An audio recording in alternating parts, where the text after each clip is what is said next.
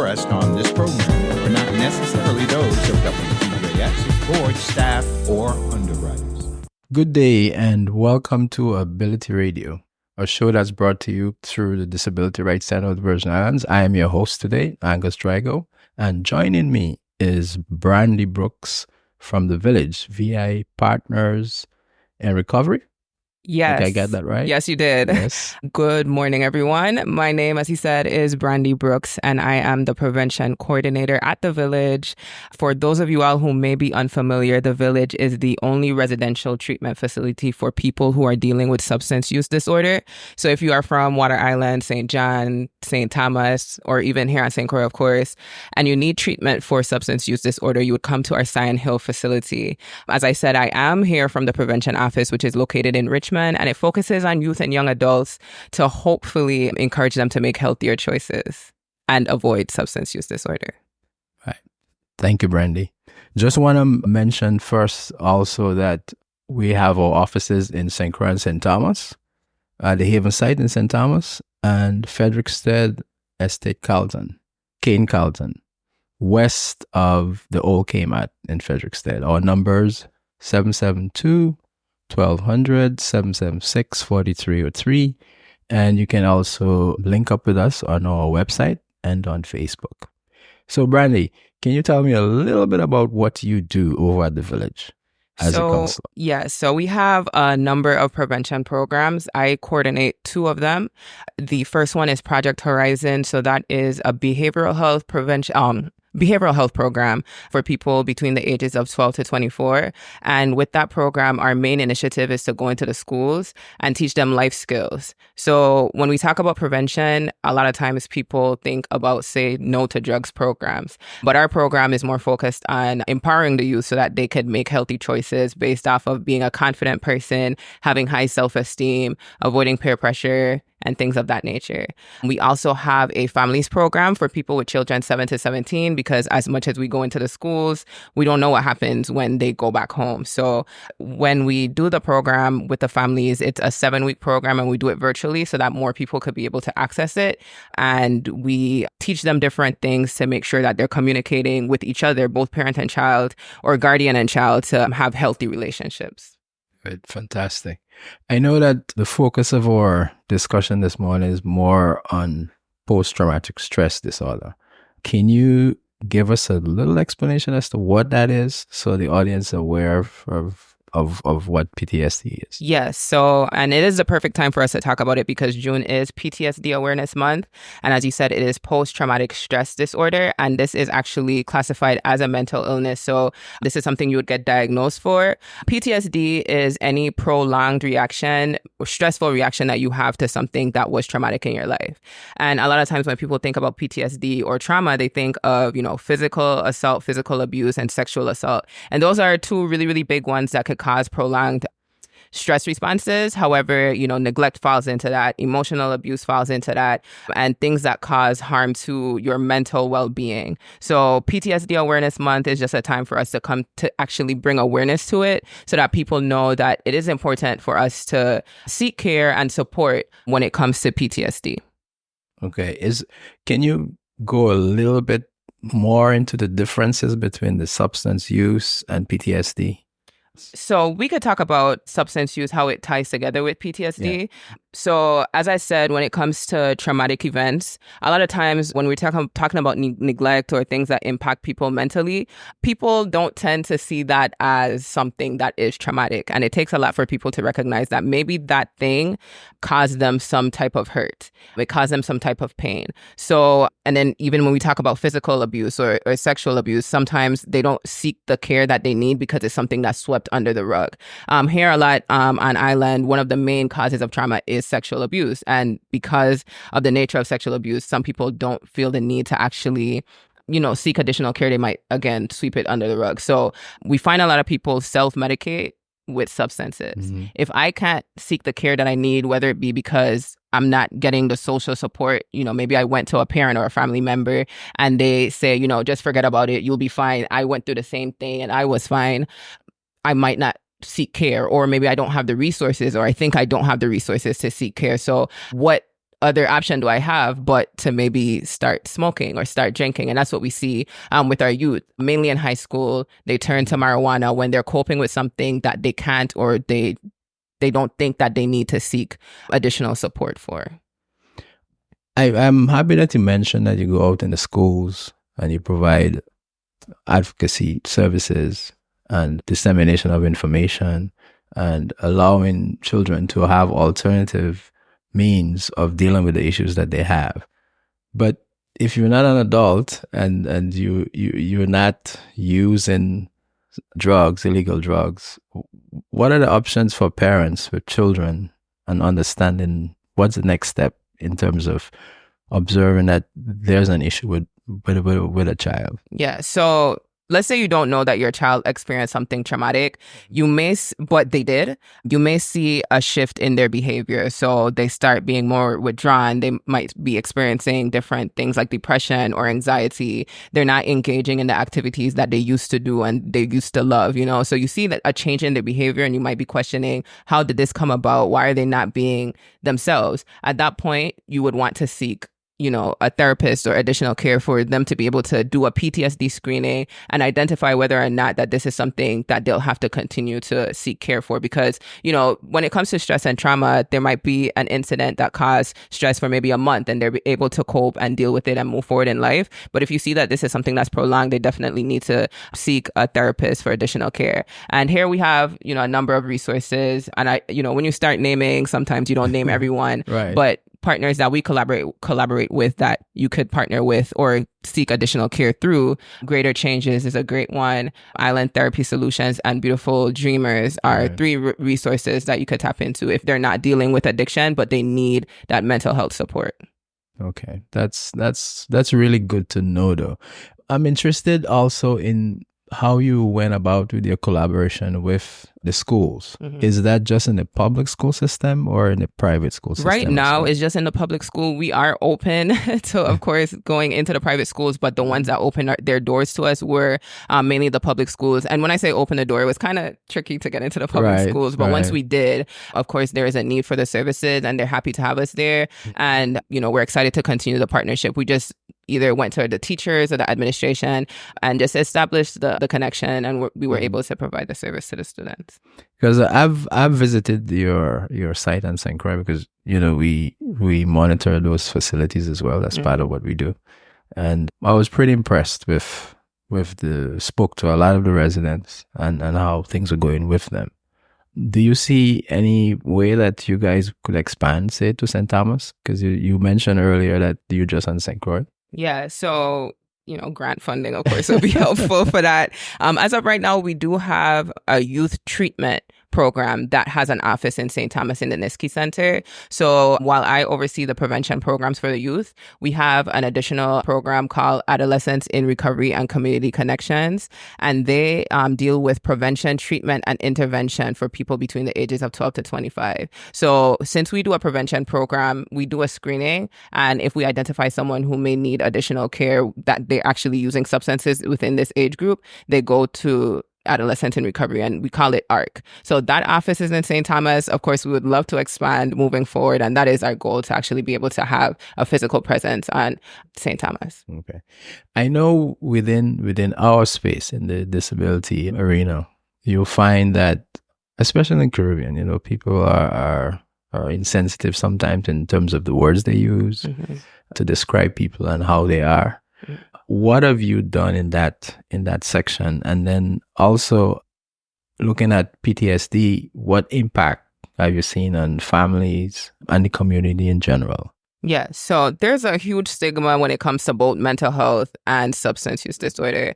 And one of the main things that most of us do in this field is to reduce that stigma so that people can feel more confident and empowered to get care. So one is, of course, expressing great discussion and letting them know that everything that they speak about and everything that they do within our offices is confidential, and then meeting them where they are so that they don't have to always come and seek us, because that is one barrier to care, actually getting up and being like, oh, I have to go to this office. And, that's one mental hurdle that they have to overcome. And then, of course, changing the language and the way we speak about certain things, because, substance use disorder, mental health challenges that people might have, when they see people facing these challenges, they always wonder, how did somebody get to that point? How did somebody get to that point of addiction or homelessness or having a mental health crisis? And we just try to emphasize the fact that it could happen to anyone. We're pretty much just one traumatic event from having a crisis or having maybe a breakdown. So we just try to make sure that we share the message that it could happen to anyone, and then also encourage people to seek care before it turns into a crisis. So having conversations like these where it destigmatizes seeking care and just, emphasizing the fact that we go to the doctor for physical care and we need to support ourselves when we're seeking mental health care. I want to go back to what you mentioned earlier with regards to providing or observing, if you're a parent, the changes in a child behavior and so forth. What are some of the symptoms and that you can talk about and how that affects life in general for that person? Yeah. So let's say we're dealing with a youth or an adult who dealt with something traumatic, and we spoke about like sexual assault, for example. A lot of times we see youth who start engaging in unhealthy sexual behaviors where they might be, people might consider them as fast or promiscuous, but it's how did they get there? And a lot of times it's because they were exposed to something as a child. So when you see them doing things that kind of makes you question why are they doing these things? A lot of times it's because of trauma. So when you see a child that's acting out, they're misbehaving, they're trying to get the teacher's attention, they're fighting, they're, again, using substances, at that point,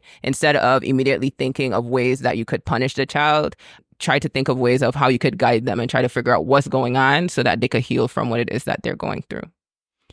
Just to add more though, and I know you mentioned a couple, but can you delve a little bit more into the coping mechanisms that you can use outside of substance use? Yeah, so that is one thing that we focus on through our programs, trying to reframe the way that they think so that they could focus on healthy coping skills. So of course it depends on the person and what they feel more connected to. So it could start from something as simple as journaling, writing out their thoughts, meditating, focusing on a hobby. So, when you have PTSD, a lot of times your mind automatically goes back to the same feelings and you have experiences, you have memories that's coming back from that experience. And sometimes you just have to do something to get your mind off of those memories. So just tapping into a hobby, playing a sport, connecting with a family member or a friend that you could trust to actually get these emotions off of your chest. Because a lot of times when we're dealing with trauma, sometimes we feel like we're the only person who's dealing with that thing,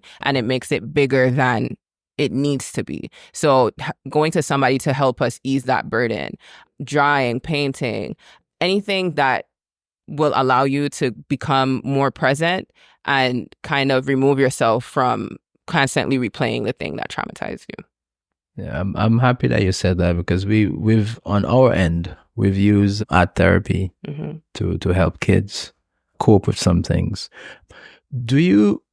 I know it's probably not part of the curriculum in the schools, but do you see that as something that we should have, say a class? Because in St. Thomas, we did, I think, 2 days a week last year with EWA school, the Evelyn Williams school. And it was really helpful to those young people, teaching them some skills. And then they were able to graduate and go back to the high schools that they came from. So I was just wondering, since you're out in the schools already, is there a move, or have you been asked as to, well, can you come back and basically do a class? Not just you, but anybody in that regard. That way, because what I've observed is the earlier you get to the children, the better off you are. Yeah, so we don't have that in the curriculum, but we always make sure that we do things like that. So when it comes to art therapy or some type of physical activity, and I don't remember exactly who did the study, but there was a study that showed that when you're doing prevention programs or any type of intervention program, you want to incorporate some type of creativity or physical activity. One, because when you're dealing with youth, sometimes they don't remember the information, but they remember the fact that they were able to do something positive with you, and they'll remember your program from that. And when they need that additional care, they know where to go. So that sticks out to them a a lot more sometimes than the information, and that's one way to reach them. So while it's not in the curriculum, that is something that we do emphasize at both the ARC program and Project Horizon. So our programs, well, at least Project Horizon, our program is 10 to 15 sessions, depending on if we're doing high school or junior high. But often we add additional sessions so that we can make sure we're doing something creative with them or something physical with them, so that they know that this is, one, a healthy coping skill. And maybe they never did something like that, and they realize that they enjoy it, and it becomes something that they do moving forward. I don't want us to miss on an opportunity, because I know time is always limited on these shows. But I wanted you to mention, and I'm probably getting a little bit ahead of myself here, how you encourage listeners to spread awareness and educate themselves about PTSD. I think that's a good action plan. Mm-hmm. So one, knowing that PTSD is a lot more common than we think. So even if you think you might not have symptoms of PTSD, really reflect and look at yourself. And if you feel like you need to do a PTSD screening, make an appointment to do something like that. Because a lot of times we think that because we're doing our day-to-day, we're going to work, our children are fed and relatively healthy, that we're not experiencing PTSD. So one, really doing your research. We all have smartphones. So at this point, well, most of us have smartphones. So we could, go on Google and do a quick search about PTSD, what the symptoms look like, and see if we see it within ourselves or the people that we care about. Also continuing the conversation in a casual way. So it doesn't have to be just experts and professionals who are talking about this. This is something that, if you're talking to somebody about going to get a checkup at the hospital for blood pressure, we should be able to feel comfortable enough to talk about our mental health with our loved ones or just, people, so that we could continue the conversation at home. So, in the same way we make yearly appointments to get screenings for our health, our physical health, we should be adding this to our checklist as well. And then also just being, open to the idea that things that you might have experienced did hurt you. When I sought out therapy for the first time, my therapist pointed out that the things that I experienced were traumatic, and I didn't believe her at first. So sometimes you need to have that expert to come and just kind of help you and guide you so that you could be able to move forward and heal.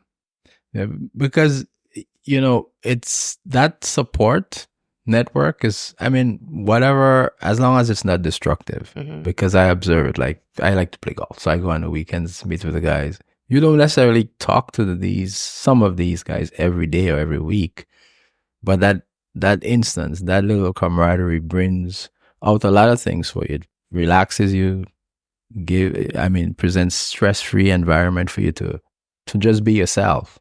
And we need to point out to individuals that, like you said, it's the mental part of it is part of your taking care of your body. The same way you take care of your heart or your eyes or your teeth or anything like that.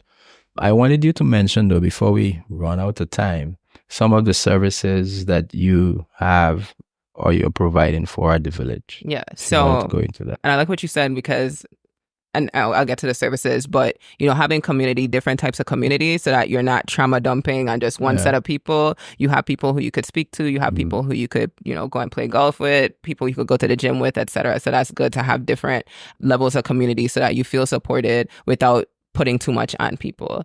And as far as our services, I want to start by saying our services are either federally funded or locally funded. So they're at no cost to the people who participate in the programs. So I'll start with the prevention programs. As I said, we have Project Horizon and Strengthening Families. Project Horizon for people between the ages of 12 to 24. So if you want information or resources when it comes to prevention, you would call our prevention office at 340-718-3310. Our prevention office also houses our Strengthening Families program, and enrollment in that is ongoing. So if you would like to participate in that program, you will call 718-3310. And our Adolescents in Recovery in Community Connections program, if your child is identified as someone who's using substances, whether it's marijuana, tobacco, alcohol, or any other illicit drug, they'll be able to participate in that program. And that program is not just substance use treatment. They also provide provide case management. So we've had people who came through our program who were supported in, getting through school and graduating, case management for their family, because we know addiction doesn't happen, or substance use doesn't happen in just a vacuum. So we try to provide support for them and their families. And then we have our treatment facility for anyone who is 18 and up. And when it comes to the treatment facility in Sand Hill, that is residential. All other programs is outpatient. So if you need that 24/7 support and you know that you would need to stay at the facility, then you would get in touch with our Sand Hill treatment facility, and that phone number is 340-719-9900. I wanted to go back to the PTSD piece again. I know we're focusing a lot on that trauma with children or younger adults, but say somebody in my age, not young, and I'm going to get my regular checkups. I'm going to my doctor, but I'm not doing a mental health check. What are some of the suggestions that you could have for somebody like me, knowing that I probably am feeling that there's something that has traumatic that has happened to me and I don't really know. Yeah. But I just want to have that check for myself outside of it. So as soon as you start asking the question, then that's a good time to check to make sure, because honestly, whether or not you experience PTSD, you still want to make sure that you have some type of mental health routine. So therapy is not just for somebody who is actively traumatized. Right. Anyone could actually go and anyone should seek therapy. And, PTSD and traumatic events can happen at any age. So while a lot of it happens when you're most vulnerable as a child, it can happen as an adult. So it is important to know that when you do experience something traumatic, or whether or not you do, you should go ahead and, seek therapy and just make sure that you're living the healthiest life that you can live. Okay. That being said, though, I want to go back to things that could, because of PTSD, lead to substance abuse. Can you delve a little bit into that? Okay. So let's say you had a traumatic event, and I said, it'll continue to replay in your mind, and you don't want it to replay in your mind. Yeah. And if you use this substance, you're going to forget, you're not going to feel. A lot of times when we ask the youth, why do you smoke marijuana? Because we did, a group discussion about why they use substances. It makes them forget. It makes them fall asleep. A lot of times when you experience trauma, you have trouble falling asleep. You have nightmares. So it's more accessible to some than seeking therapy to just, smoke something or drink something. And a lot of times, I don't want to say it's culturally accepted, but we know a lot of people here, either smoke marijuana or you drink alcohol as a means to just feel better, to cope. So if they're seeing it happen in their parents or in their families, a lot of times they're going to do it and not really see a problem with it, because they might not see it as them coping. They're just saying, okay, this is how I relieve my stress or have a good time. And that's where, when people talk about quote unquote generational curses, where we see it happen in one generation where they experienced trauma and they started using substances, a lot of times it's just because they might not be able, or they might think that they're not able to afford care. So they just immediately just put Band-Aid over it. And it's important to understand that when you use substances to cope, it is very temporary and very fleeting. Whereas, actually using coping healthy skills are things that will actually stick with you for the rest of your life and cause you a lot less harm. So people who use substances to cope a lot of times end up re-traumatizing themselves, because, I experienced trauma and now I'm using a substance, and because of my substance addiction or my substance use disorder, I end up in a situation where I lose my job. And what can I do now but continue to use more substances? And now I continue to experience more traumatic events. And when I come to seek care at a treatment facility, now we have to unpack all of these traumatic events before we even get to the addiction. Wow. That I must say, Brandy, is quite a bit for us today.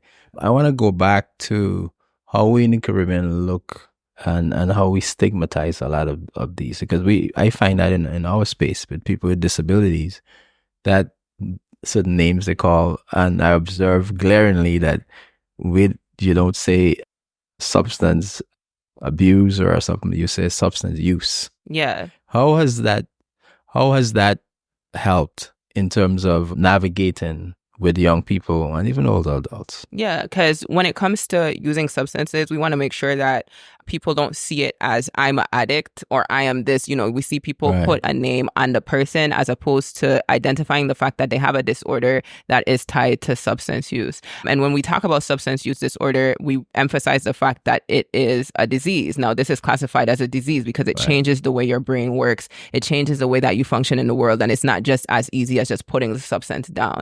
And I feel like when we think about the stigma that's tied to substance use disorder, a lot of times it's, people think that they made the choice just to do this thing. And, there's a lot of judgment tied to that, a lot of negative thoughts tied to that, as opposed to being able to identify that this person experienced something and now they're dealing with a disease of the brain and a disease of the body that causes them to use substances. So, focusing on that, focusing on the disorder versus naming and, labeling that person helps them to feel more empowered to seek care.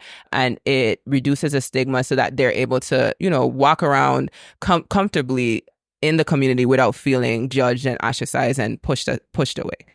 Brandy Brooks, thank you for coming by and talking to us about TPSV and trauma and stigmas and substance use, not substance abuse. We learned a new thing today. And we hope that you will come back sometime because it was quite interesting conversation, but very short.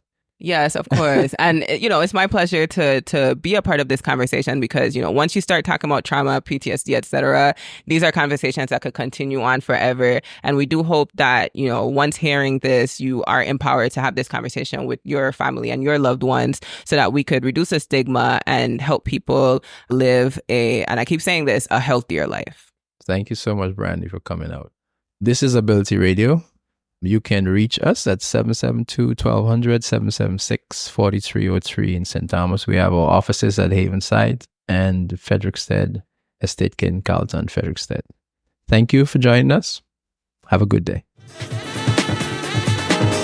The views expressed on this program are not necessarily those of WTJX, its board, staff, or underwriters.